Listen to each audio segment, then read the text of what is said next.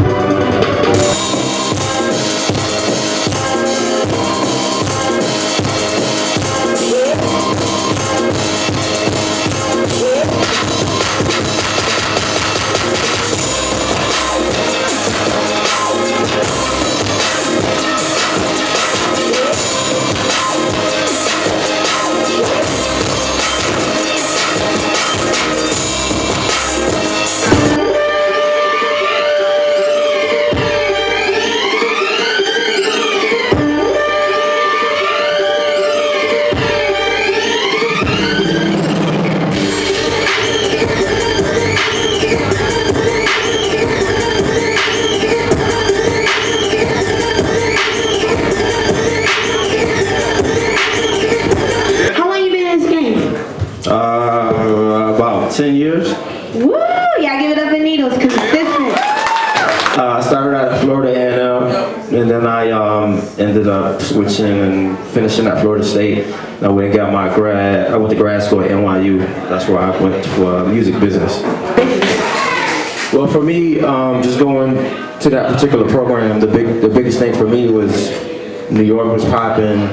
I was there I was in school, but I was definitely mingling with people, chopping it up with my classmates who ended up being people that work for MTV and all the different labels. So it's really about just networking with the people that were around me and the people in the city. And then just going to school, just having that curriculum was basically just, it gave me a broad kind of sense of how the industry or how I got paid and things of that nature.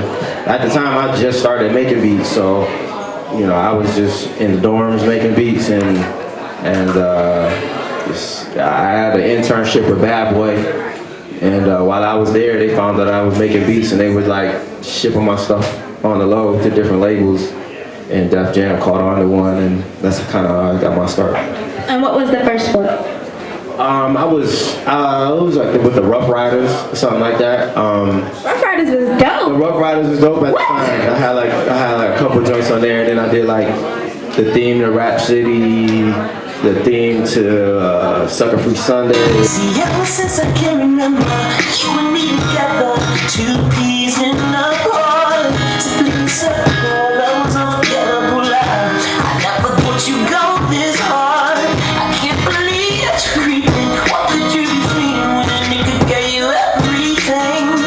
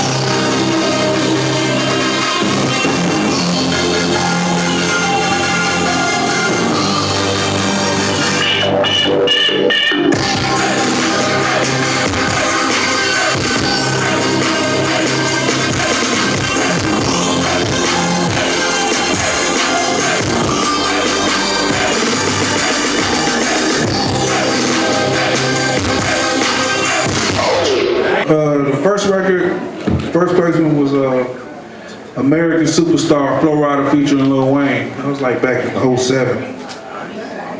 So yeah.